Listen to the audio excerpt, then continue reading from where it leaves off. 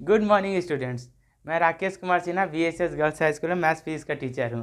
और आज आप लोगों को मैं लास्ट डे जो बताया था उससे आगे बढ़ने जा रहा हूँ।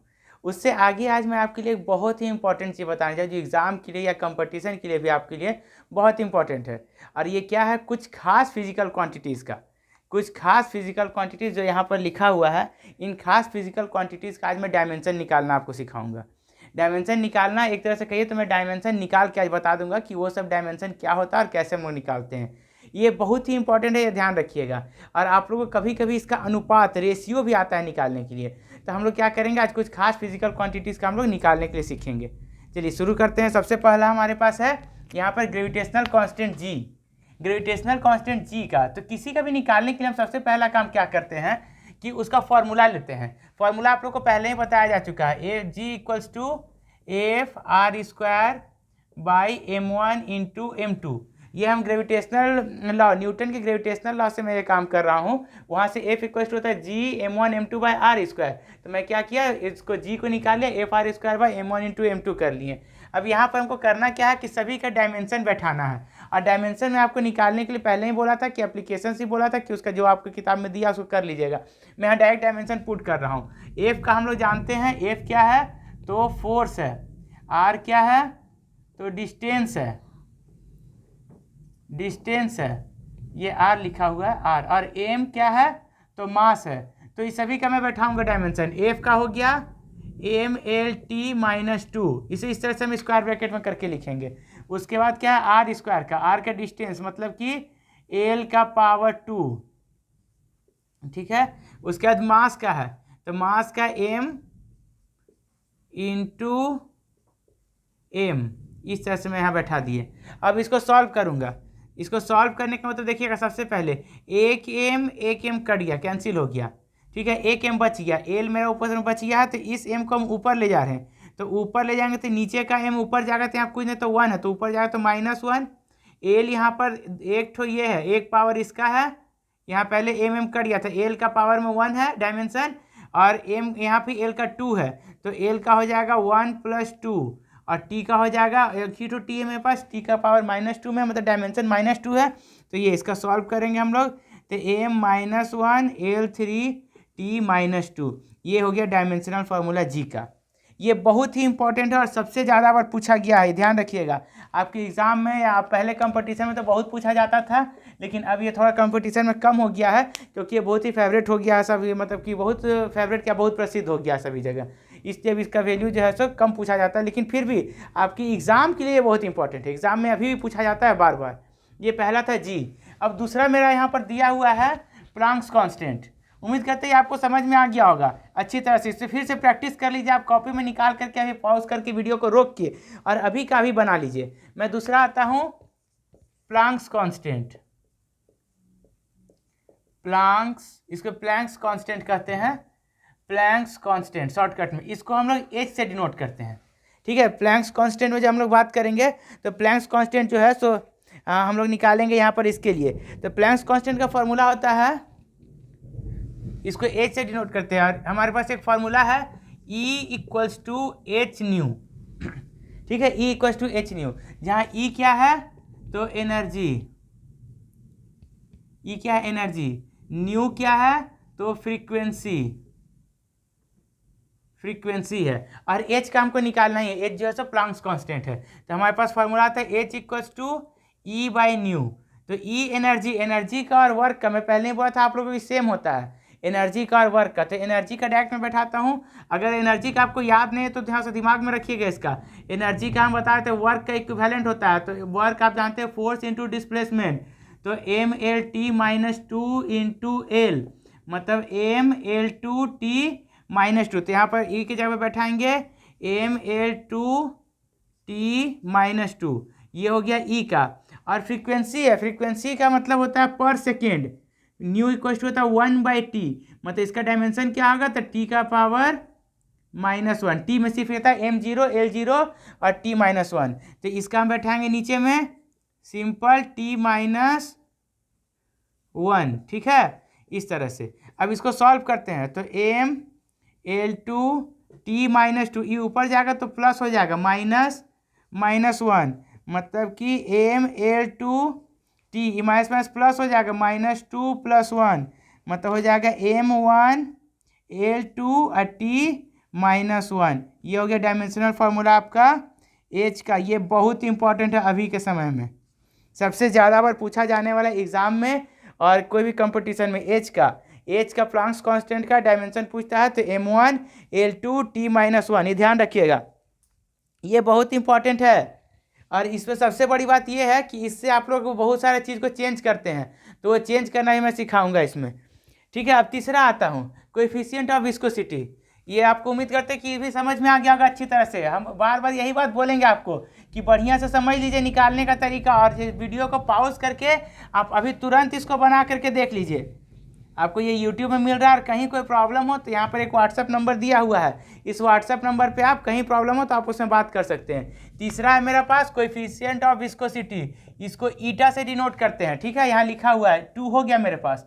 अब तीसरा में आते हैं कोएफिशिएंट ऑफ विस्कोसिटी, जहाँ पर कि ईटा लिखा हुआ है मेरे पास, और इसका भी हम लोग फार्मूला में आएंगे। तो हमारे पास जब कोएफिशिएंट ऑफ विस्कोसिटी का फार्मूला आते हैं तो इसका होता है, डायरेक्ट मैं लिख रहा हूँ, फोर्स इंटू डिस्टेंस।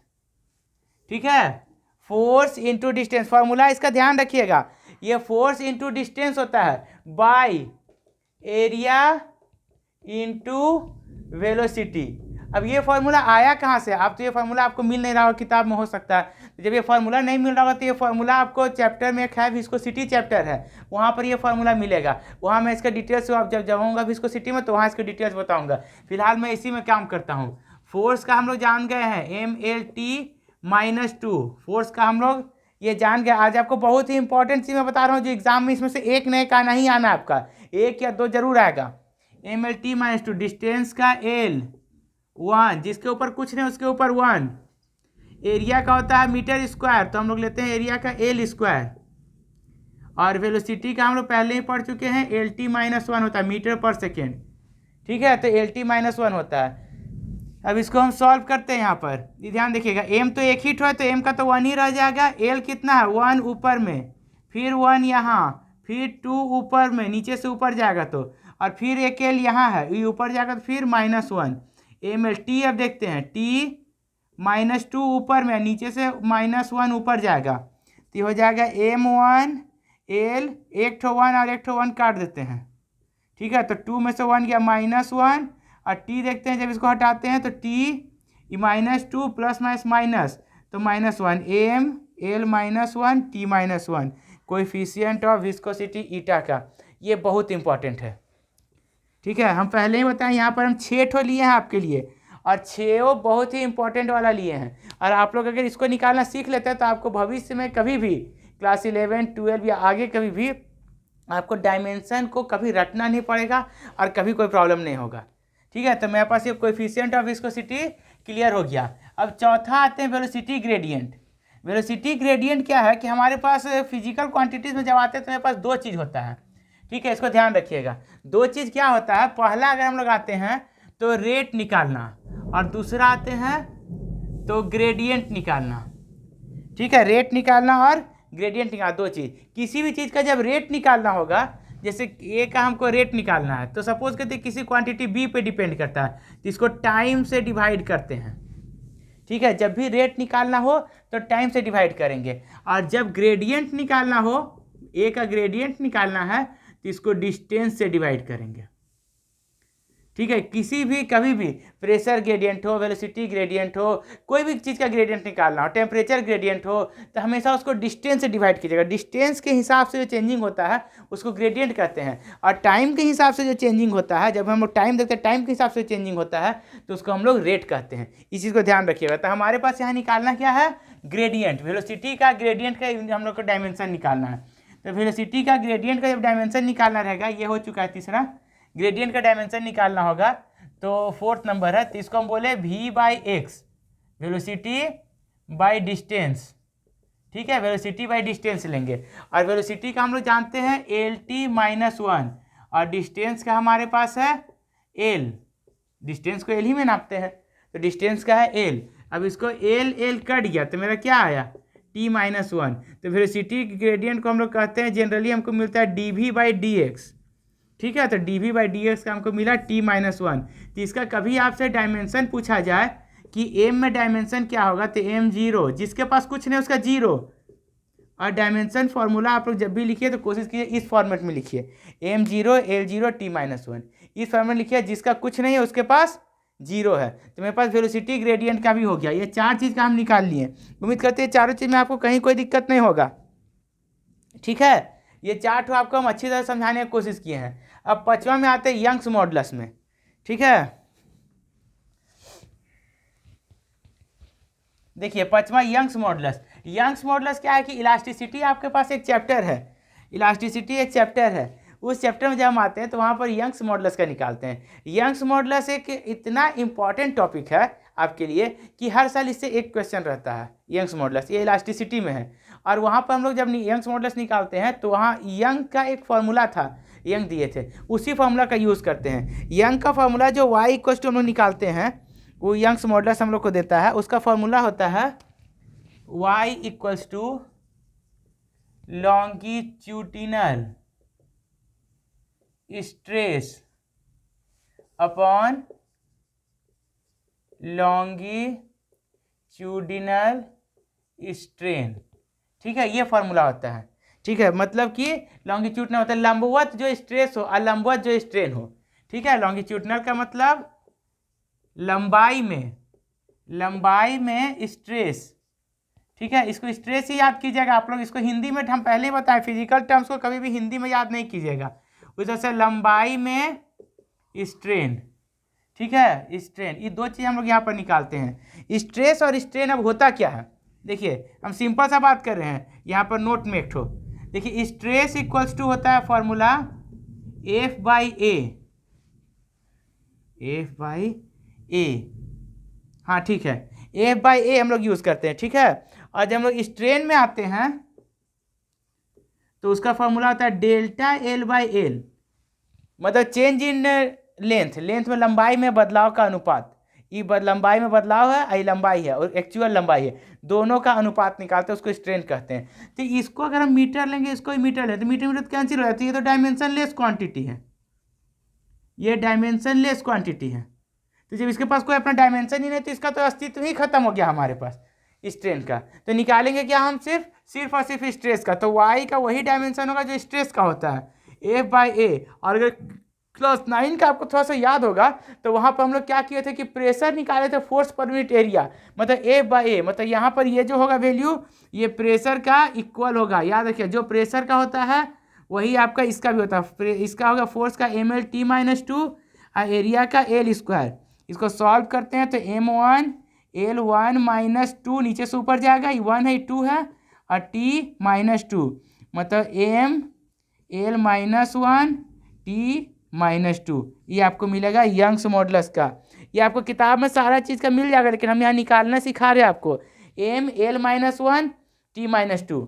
ठीक है, ये 5वां नंबर था यंग्स मॉडुलस, और ये बहुत इंपॉर्टेंट है। 6 हम आपको पहले ही बताए हैं, 6 का 6 जो दे रहे हैं, 6 बहुत इंपॉर्टेंट है। उम्मीद करते हैं समझ में आ गया होगा। स्ट्रेस और स्ट्रेन, तो जो स्ट्रेस का होगा वही होगा स्ट्रेन का, क्योंकि स्ट्रेन एक डायमेंशनलेस क्वांटिटी है। कभी कभी एग्जाम में आता है कि स्ट्रेन की बीमा क्या है, तो उसमें लिखेगा नंबर 1, नंबर 2, नंबर 3, उसमें एगो लिखेगा बीमा नहीं होती या बीमाहीन क्वांटिटी है, डायमेंशन लेस है। तो वहाँ पर ध्यान रखिएगा, वहाँ स्ट्रेन की कुछ नहीं होता। ठीक है, अब आप लास्ट वाला आते हैं। लास्ट वाला मेरे पास है गैस कॉन्स्टेंट। ठीक है, गैस कांस्टेंट। तो गैस कांस्टेंट का जब निकालते हैं तो पहले जानें कि गैस कांस्टेंट होता क्या है। तो गैस कांस्टेंट का फॉर्मूला हमें जानना बहुत जरूरी है। जब तक फॉर्मूला नहीं जानिएगा तब तक आप उसको कुछ नहीं कर सकते, और ये कभी याद नहीं होगा आपको। तो गैस कांस्टेंट हम लोग जानते हैं, एक तो फॉर्मूला होता है PV = nRT। ठीक है, ये गैस का लॉ है, ये आप लोग पढ़िएगा, आगे चैप्टर में है, मिलेगा आपको। और गैस कांस्टेंट P जो है आपके पास प्रेशर है। ठीक है, मतलब दाब। V जो है सो वॉल्यूम है, मतलब आयतन। N जो है सो पदार्थ की मात्रा है। R जो है सो गैस कांस्टेंट है, यही है गैस कांस्टेंट। और T जो है सो टेम्परेचर है, मतलब कि तापमान। ये हमको 5 चीज़ यहाँ मिल रहा है। निकालना किसका है, R का। तो R का निकालने के हम लोग क्या करते हैं, R = हो जाएगा PV और एन और टी आ जाएगा यहाँ नीचे, PV/NT। ये है गैस कांस्टेंट का, ये कंपटीशन में सबसे ज़्यादा बार पूछा जाता है। ठीक है, तो हम लोग यहाँ पर P का बैठाएंगे, तो P अभी पहले बताया फोर्स बाय एरिया, आपको मालूम है ही। V तो जस्ट का तस होता है, V ही लेंगे। फिर नीचे में हमारे पास इंटू एन इंटू टी। आप लोग हम डायमेंशन के बारे में जो फंडामेंटल क्वांटिटीज होता है उसमें बताए थे कि डायमेंशन किसका किसका क्या क्या होता है, और फंडामेंटल्स का हम लोग कैसे लेते हैं। फोर्स का हो जाएगा mLT-2, वॉल्यूम का मीटर क्यूब मतलब L3, एरिया का L², एन पदार्थ की मात्रा, इसका बताए थे हम आपको मोल, और यहाँ पर टी टेम्परेचर का बताए थे केल्विन। ठीक है, ये सभी का हम यहाँ पर बैठा दिए हैं। अब इसको करना क्या है, हल करना है बस। देखिए अब इसको हल करने का काम करते हैं। जब इसको हल करेंगे तो एम तो एक ही ठो अकेले है, तो इसका हम सीधा सीधी, देखिए यहाँ जगह का कमी है, ठीक है, तो हम यहाँ पर लिख रहे थोड़ा। अच्छा एक लाइन यहाँ नीचे लिख लेते हैं, एम जस का तस हो जाएगा, एम एक है सिंगल है, एल देखिए मेरे पास नीचे में यहाँ 2 एल है, और यहाँ 3 और 1 4 एल है। इसका मतलब एल एम क्या करते हैं, एल का ऊपर में 3 1 4 और नीचे से जाएगा तो -2 एल हो गया। टी तो एक ही ठो है, तो T-2 मोल आएगा, तो मोल नीचे से ऊपर जाएंगे तो मोल -1 और केल्विन -1। इसको सॉल्व करते हैं तो हमको मिलता है एम का 1, एल का 2, टी का -2, मोल का -1 और केल्विन का -1। ये आपका आर का डायमेंशनल फॉर्मूला है, M1 L2 T-2। ठीक है, T-2 है यहाँ पर, और मोल का -1 और K का भी -1। इस तरह से हम लोग निकालते हैं सभी का। उम्मीद करते हैं यहाँ तक आप लोगों को कोई दिक्कत नहीं होगा, और ये 6 आप लोग अच्छी तरह से याद कर लीजिएगा। ठीक है, इसमें कहीं प्रॉब्लम नहीं होना चाहिए, 6 में से आप लोग का एग्जाम में एक न एक आ जाएगा। ठीक है, अब उम्मीद करते हैं आप लोग को ये समझ में आ गया, ये कंपटीशन के लिए बहुत इंपॉर्टेंट है। चलिए इसको बढ़िया से कर लीजिएगा, वीडियो को पॉज करके बना लीजिएगा। तो तब तक के लिए गुड बाय, टेक केयर।